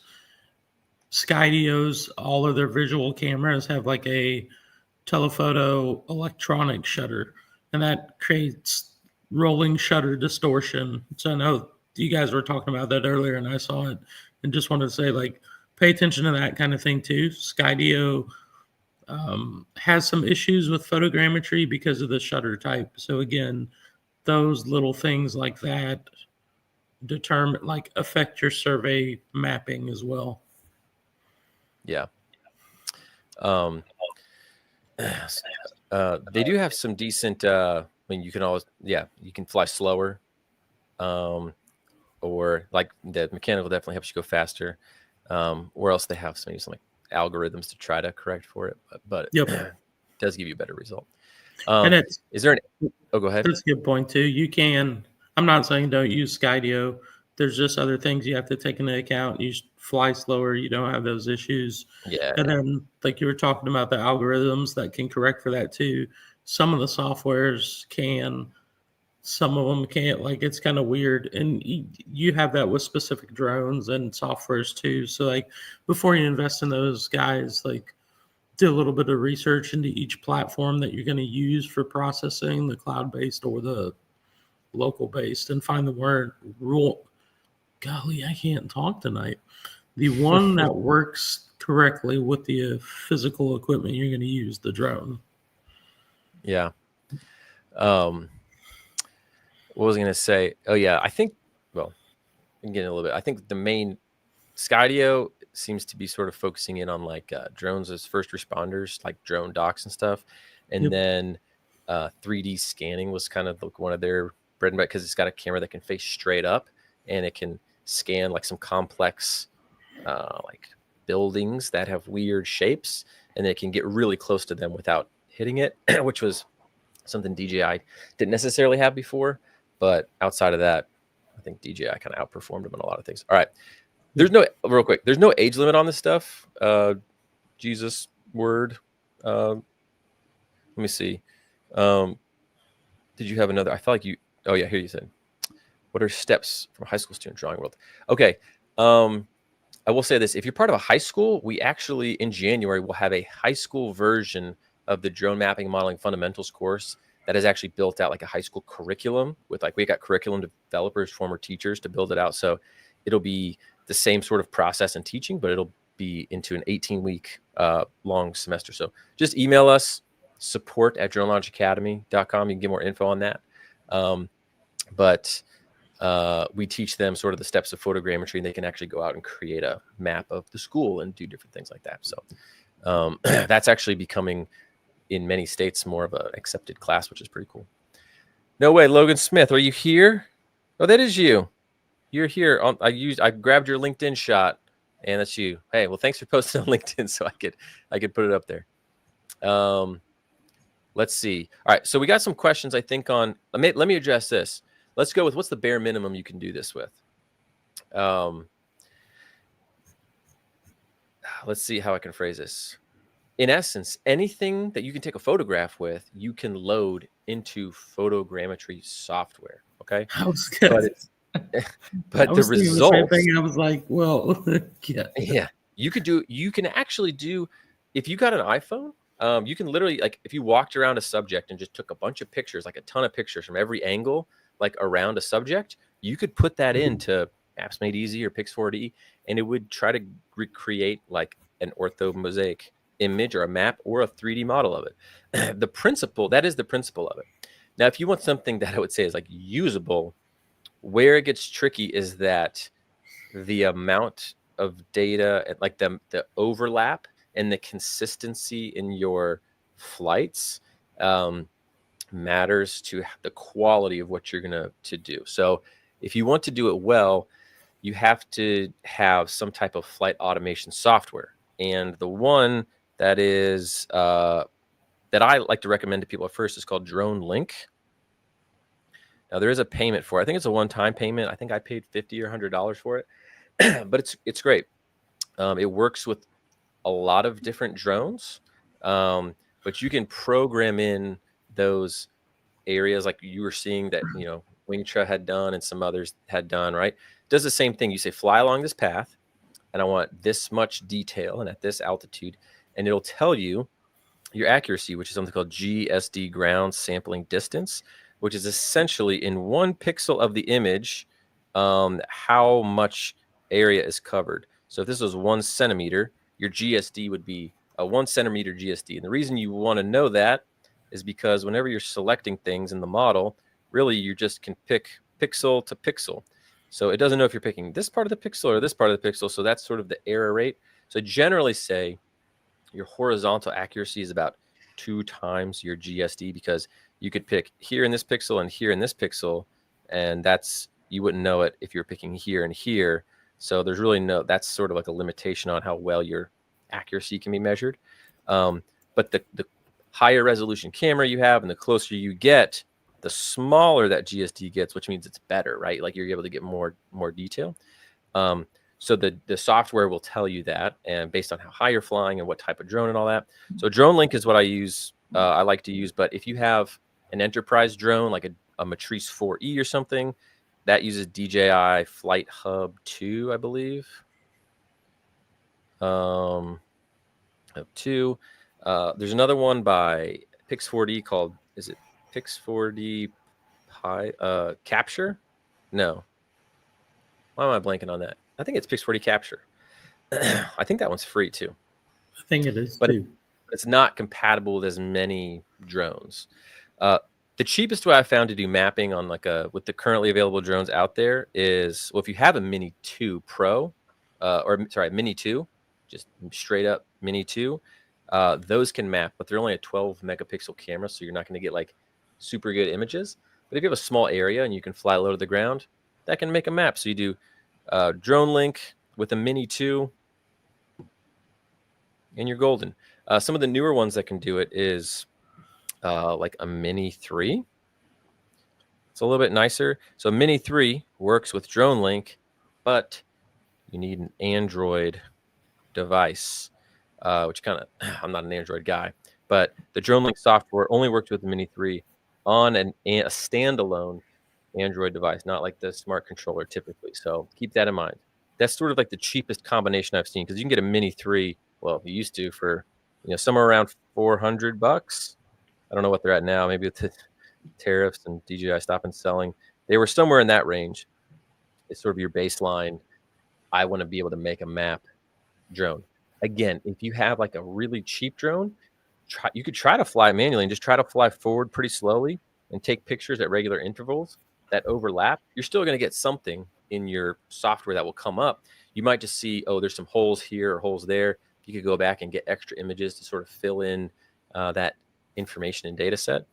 But that's typically where I tell people to start, is like get one of those. I mean, I have an Air 2S, which again, they don't make those anymore, but that one was about $1,000. Air 2S. It's got a 1-inch sensor, 20 megapixel camera, which is pretty solid. Not a mechanical shutter, but that's okay. And I can use that with DroneLink, and it produces great models. Also in the corner there, I've got the Matrice 4, whatever, Pro, and that thing is awesome. It's just, you can do, it flies super fast. It's got a lot more options, 3D stuff, scan, like, so it's just more bells and whistles. But at the end of the day, I'm getting sort of the same thing. It would just take me a lot longer to do that, maybe with the Air 2S, you know. So that's a little bit on equipment and software. Now, if you want to go absolutely wild, right, you could get like a Wingtra. Those are nice, but those are for like large areas surveying. Like you have like 1,500 acres and you need to cover that, or like you're doing quarries or something. Those are great for that. Those are fixed wing. That's the sort of orange drone I showed you that takes off vertically and takes off like this and kind of flies out and around. Yeah, those you're talking like 50K plus typically with everything involved. M300. If you're on the DJI side of the house, like the M300 is really good. Actually, they have the M400 now, which I got to use a couple days ago with Ted, which is pretty cool. Except those are huge and they're loud. If you want to be like discreet in an area, maybe like an Air 2S is kind of nice. The M300 is like or the M400 is like a helicopter. These are pretty big. But the nice about M300 is you can connect different payloads. So a payload is just whatever you're attaching. So if you wanted to do LiDAR, which is beyond the scope of what we're talking about today, they have like, you can attach like an L2. Nate actually sent me a video of him using the M300 with an L2. Are you guys familiar with Dusty Jolly? He's our community manager for Drone Launch Connect. He also works for a really big company for their drone program. They fly the M300 L2 for LiDAR stuff. But on the M300, you can also attach other optical RGB sensors like the Phase 1 camera, that P1. Like I was talking about before, it's like super high resolution. They have some cheaper ones. You can do like multispectral cameras for like agriculture. So these platforms, an M300 is what, probably like, or I don't know, pre-tariff, it was like 15 grand or something like that, 15, 18 grand. And then, you know, these sensors, I think all in with like an P1, L2, these are still probably in like your 30 to 40K range.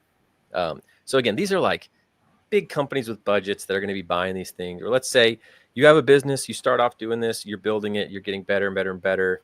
You know how to do all these pro level courses and this knowledge, and you can go out there and get a $5,000 to $10,000 job, you know, then it makes it. I wouldn't go gear crazy. Like you can do a lot with a little bit. It's more about your knowledge than it is about the gear, you know?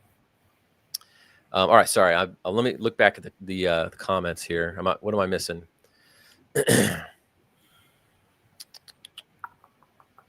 UGCS for flight planning. I should have brought that up. Very powerful flight planning tool. That's used on the enterprise level a lot. Do you use that at all, Nate? Yeah, and there's a lot of going back to the turbines from earlier, like the UGCS that has the turbine info in there. You can do Chat GPT, Google Earth, and some of these websites with public information. I got the windmill list in an Excel file, dumped it in Chat GPT, told it to turn it into Google pin marks with my boundary of where I wanted it to fly and rough locations for GCP placements. And it kicked me back out a Google Earth file with all of that information in it and said, hey, put GCPs here and do some checkpoints here.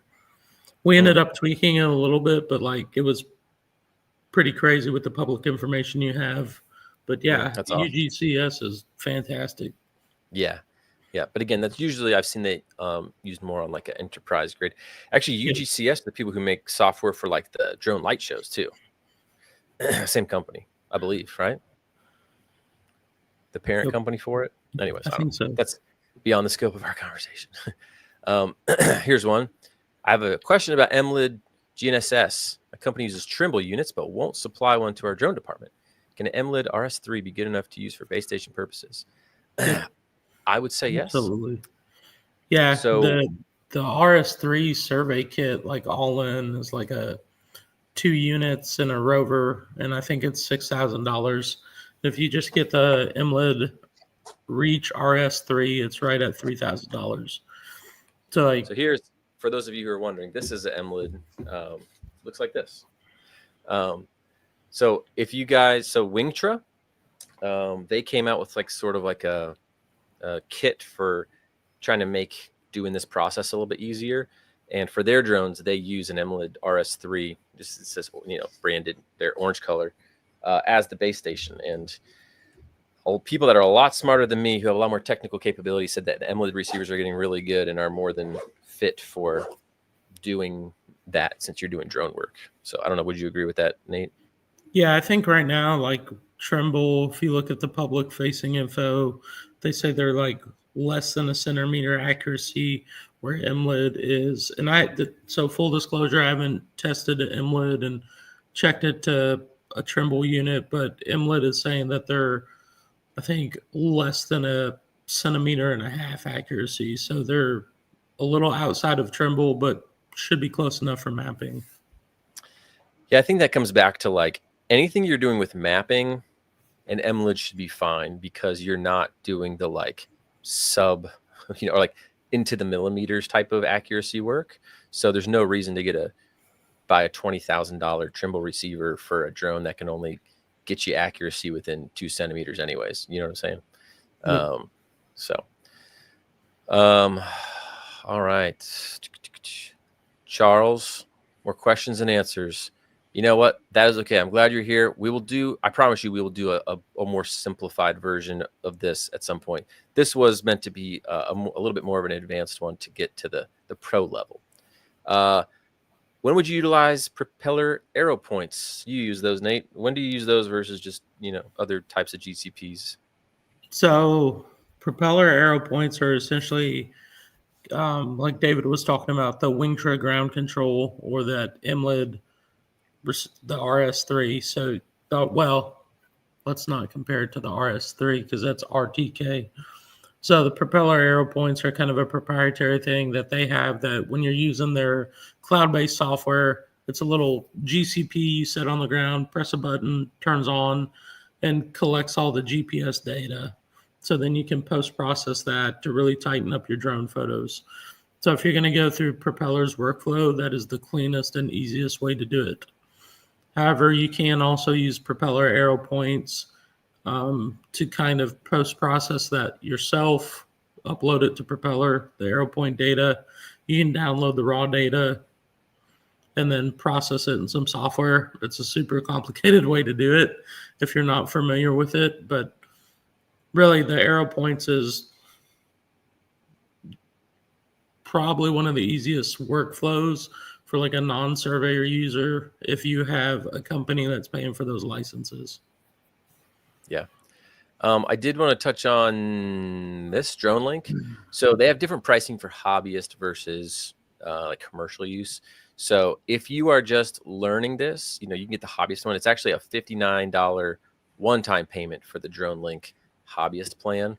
But if you are going to start like a business and start doing commercial work with it, then I think the cost goes up a bit. I think the functionality is essentially the same though.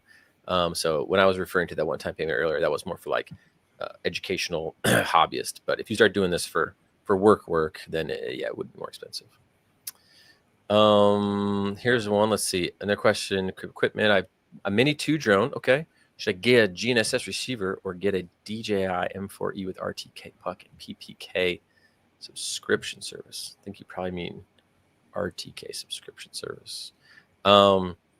Mini 2 it depends on what you're trying to do. Like if you're going to be using survey control and working with surveyors, I think it would make more sense to get like a Matrice 4. But I mean, I know people who are like, hey, I just need to do this parking lot and it's like 2 acres. I can just fly low and they did it with their Mini too, and it was fine because they had good survey control. So I think if you're going to probably more on the scope of the projects you're doing, I don't know. I mean, start with what you have, right? But that's quite a jump. Mini 2 is like a $300 drone, and I think now the M40s are like $8,000 or something. So, Yeah.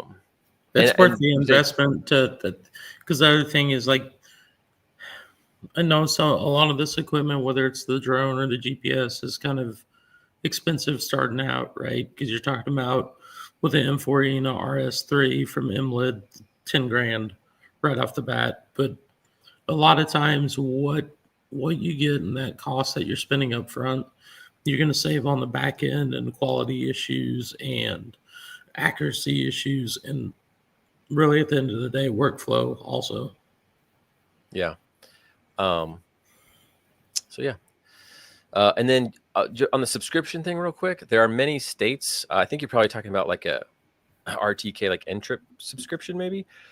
Because if you're doing PPK, typically you just have your base. It would teach us in the GNSS course, but you like have a base station that's just like logging information constantly from satellites and then use that later to process things. There's like Florida Department of Transportation publishes a free service that I can connect these receivers to their networks and get corrections for free. It's a little tricky to set up. Their documentation isn't necessarily the best, but it does work. So depending on your state, it's just called N-Trip, NTRIP. A lot of departments of transportation will provide that for free. There are some private networks too. There's another one called, what am I blanking on it now? It's like basically like a peer-to-peer thing where a bunch of people installed these base stations on their roofs, and then you can like get into it. You know what I'm talking about? Yeah, so I know Trimble has a network. There's another public network. Most DOTs have a network that you can Google and kind of get access to, like get in touch with somebody. I would look up CORS network, CORS, VRS network, and it's also called the RTN, real-time network. So you've got the continuously operating reference stations, virtual reference stations, and then that real-time network. Yeah. Oh, classic question. What American brand of drone do you recommend? You want me to take this one? Sure. I would say maybe wait 5 years, but go ahead. Go ahead, Nate. If you guys didn't like the prices on the DJIs, let me tell you what. So there's, I don't know if you're specifically talking about American only or blue approved, green approved drones. So if you don't know about that, the blue approved drones are like the DoD military level type drones that are cleared to be purchased by the government with no pushback. Some contracts may require those specifically for use on their projects. Then a tier down, you have what's called the green approved drones, which are more for commercial use. They are not cheap. So starting at the cheapest drone, you're probably looking at a Parrot Anafi. That's your best mapping drone. I think those are French too, right? Yeah, but they're on our cleared list. Yeah, So you can use them. Yeah. Sorry. When we say American made, I should clarify that too. Some of these are not American American approved. made. These are American approved. Yeah. So it's very confusing and super frustrating once you start looking into it. So I know that. Parrot, oh, go ahead. Keep going. Sorry. Parrot's roughly $7,000 to get in for their base model for precision mapping, and then their next one up, they have like an Anafi USA Gov version, which is like $14,000. And then you go into Wingtra. I think the basic Wingtra model, I'm not 100% sure on the Ray, but for the basic Wingtra 1 Gen 2, you're looking at $22,000. And then from there, it just gets steeper and steeper and steeper. Skydio X10 is probably the next closest one for mapping, and it's roughly $27,000 for the startup package. And then it just, depending on the payloads and everything you add, it just gets very out of hand pretty fast. Because these companies are basically incentivized to try to make drones for large corporations and governments, because that's how they can. It's hard to make as much money mass producing a more affordable drone. I will say another one is Whisper Systems, WISPR, I believe. They make a mapping drone. I've never personally used it. I've met their CTO, super nice guy, seemed like a good platform. But I know it can use. I think you used that one, Nate. No, we used oh man, who's the other Vesper? Okay. Which is they're an American made one. But let's just say this: you're not going to get an American-made mapping drone for anything less than like 10 or 15 grand. Like, and that's probably too low. Let's call it like 15 to 20. You know, just that's the way it is right now, unfortunately. Now that doesn't mean you can't use another drone to do mapping. I'm just talking about like if you're going to do a job for a civil engineer, you're probably not going to show up with like a, you know, I bought this off of Amazon for $200 and I'm just going to try to fly it around. You know. So, but that doesn't mean you can't learn on that stuff, you know, learn there. You know, I think sometimes people can be like, oh, this is it's too much. It's out of reach. It doesn't mean you can't educate yourself and you can't get out there. You can create a 3D model of your house with any drone you have. If you have enough pictures and you pay a few dollars to, you know, Maps Made Easy. And it's kind of cool. Like, oh, it's neat. You can model it and see it and shoot, you can do it with your iPhone, you know? So, if you want to learn this stuff, don't get discouraged. But just when you get into the enterprise stuff, it's just always expensive. All right. I'm sorry. I'm trying to find some questions. I'm sure I'm missing some of them. Golly, let me go back down here. Okay. So the Mavic 4 Pro, real quick, if you go to dronelink.com, right on the front of their page, it says supported drones. Click that. It'll give you all the information about which drones you can use. Now you got to be careful. So I think like the Mini 4 Pro or the Mini 4, I think you can use it, but click the little like eye icon next to it, because it'll tell you actually this is only compatible with this type of Android device or whatever. So just to make sure that what you have is feasible there. Okay. All right. Oh yeah, another good one is Anzu. They're essentially a DJI hardware with some non-DJI software to try to make it to where, you know, if places where you strictly can't use DJI, you might be able to use that. All right, let me see if I can find.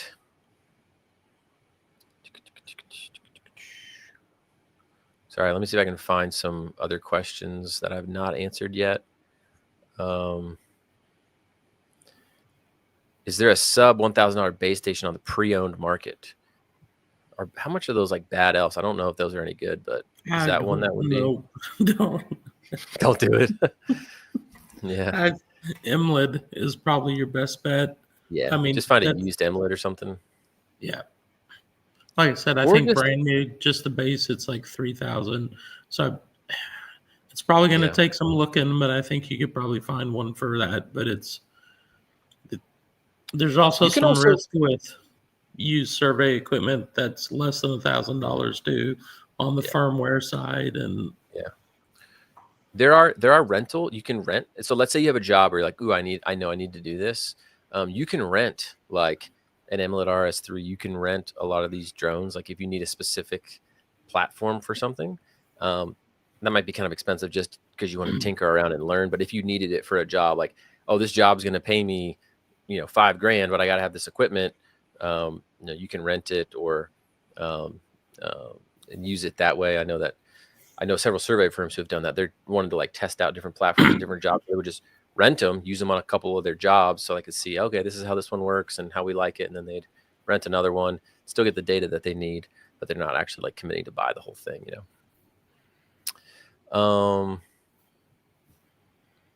Let me look for more questions. Sorry.